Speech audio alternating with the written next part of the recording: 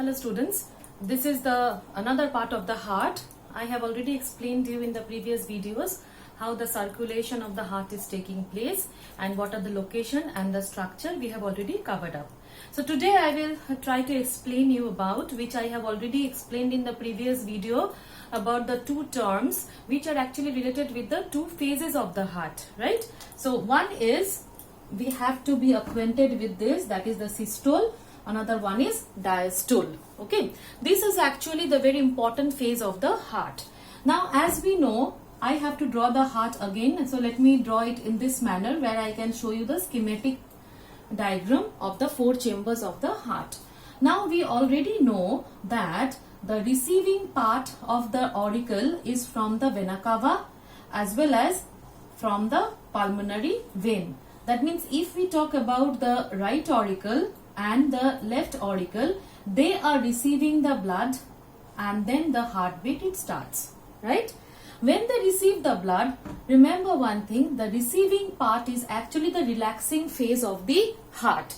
So when the auricles are receiving the blood, that is we call as a diastolic phase of this auricle. So diastolic phase actually we call as a relaxing phase, right? And when they receive the blood, when they will finish up the receiving, they will send the blood to the next chamber. So these two auricles will contract together.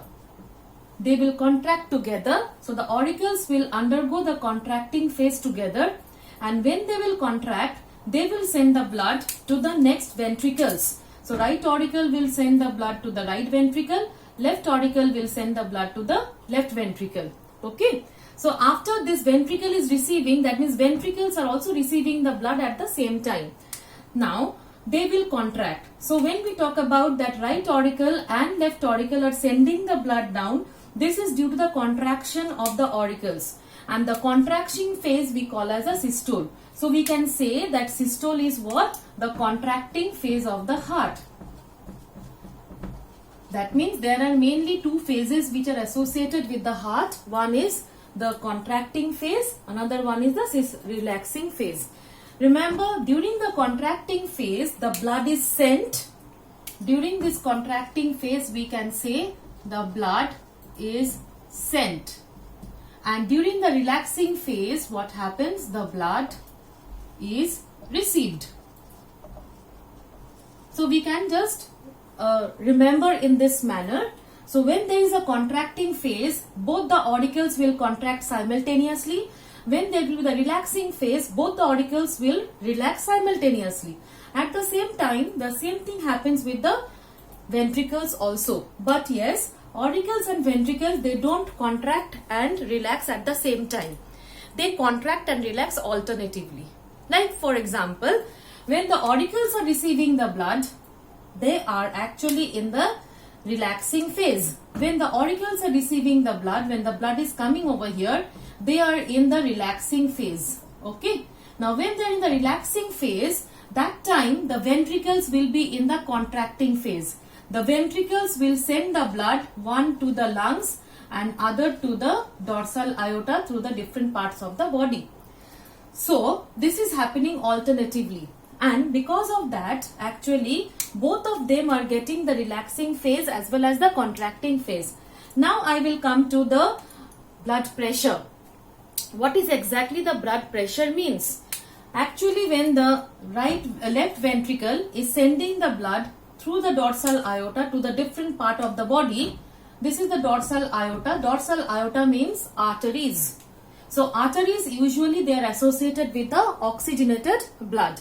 This dorsal aorta will go to the different body organs.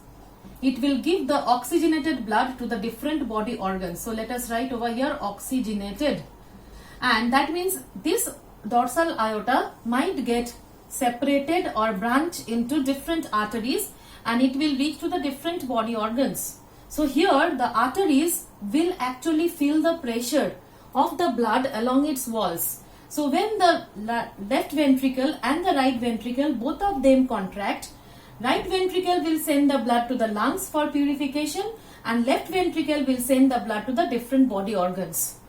This particular part has to be very much clear in you all. So when we talk about that, let us just magnify this particular artery. And if we magnify this particular artery, an artery is a blood vessel, and through this the blood is passing, right? So when the ventricle is contracting, there is a huge pressure which is created in this artery. As we know, the liquid is actually a kind of a state of matter which is giving the pressure in all the sides. So the pressure is actually felt along the walls of the arteries also, and that is depending on how much pressure the blood is flowing through this artery. If the pressure is more in this case, when it is flowing through the artery, the pressure which is actually exerted on the walls will also be more. That means the left ventricle, when it is sending the blood to the different body organs, that time the arterial walls will actually feel more pressure. So this is the systolic phase. Let us take that this is the systolic phase. In the systolic phase of the ventricle, we see the arteries are actually feeling more pressure on the walls. So that is we call as a systolic pressure. So this we call as a systolic pressure. And systolic pressure is actually known as the upper limit of the pressure. In a normal person, this upper limit is usually, in an adult, it is usually ranging from 100 to 140 millimeter. That is the systolic pressure, that is the upper limit. But at the same time, when this left ventricle will send the blood, it has to get the blood. When it is getting the blood, that time it is undergoing diastolic phase. But don't think that this diastolic phase, this full artery is empty. In the diastolic phase, if you see, the blood is again passing. Maybe it is having very less pressure. So pressure will be there, but pressure will be quite less. So this is actually known as diastolic pressure. That is the lower limit. That means the diastolic pressure of a person, of an adult person, may range from, you can say, 100 to 80, or maybe it can be 90 or 60 to 80, or maybe 90 also. So this is the lower limit and this is the upper limit. So this is very important to students in order to know that what is the systolic phase, what is the diastolic phase. So you have to remember now, after understanding that which valve will be closing at which time. So next we will do that, which will give us the heart sounds. So this is the topic which we have already covered up. Now it will be the next topic for us to cover up.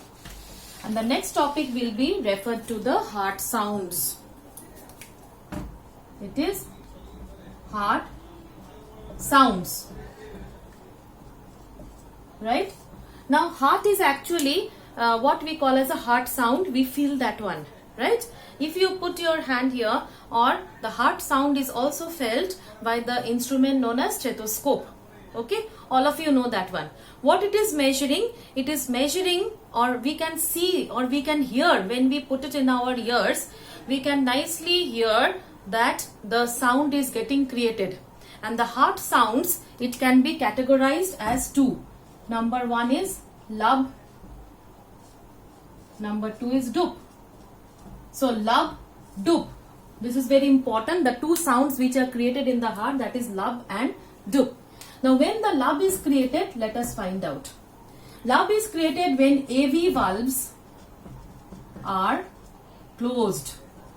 So whenever actually we close anything or any door is closed, valves are actually over here acting as a door. So suppose you are closing a door, it makes a sound. When you open the door, it doesn't make a sound. So over here, when the AV valves, what is AV valve? Atrioventricular valve. That means the tricuspid valve as well as the bicuspid valve. Please note it, atrioventricular valve, which is the tricuspid as well as the bicuspid valve. So when these two valves will be closing, it will make a lot of sound, because tricuspid we have already learned it is having 3 cusps, and bicuspid we have already learned it is having 2 cusps. So when these 3 and 2 cusps, that means 5 cusps or 5 flaps rather, will close, it will make a greater sound, and that sound is heard as a lub. Understood? So when this sound is actually produced, when the ventricles will undergo systole.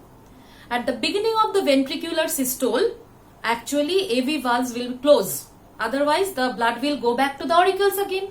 So in this case, the AV valves are actually closed, which makes the sound that is lub. And when the DOOP sound will be produced, when the semilunar valves, we already learned that there are two pair of semilunar valves. So when these semilunar valves will be closing, that time it is producing what? The sound is DOOP. And when the semilunar valves will close, when the ventricles will relax. Okay, so that means the ventricular diastole time, the semilunar valves will close, and the ventricular systole time, the auricular valves or atrioventricular valves will close. So these are the two sounds which we have to note it, and these sounds are actually produced alternatively one after the other, which we actually get from the instrument known as stethoscope. And all of you know how the stethoscope looks like, right? So here are actually the ear plugs, which is actually kept, we put it in our ear, right? If you have seen, and this particular part is actually placed along the chest cavity. So the sound is actually referred and it is coming to the ears. So first we see the lub, first we hear the lub sound, next we hear the DOOP sound. So it is continuously produced like that, lub DOOP, lub DOOP, lub DOOP.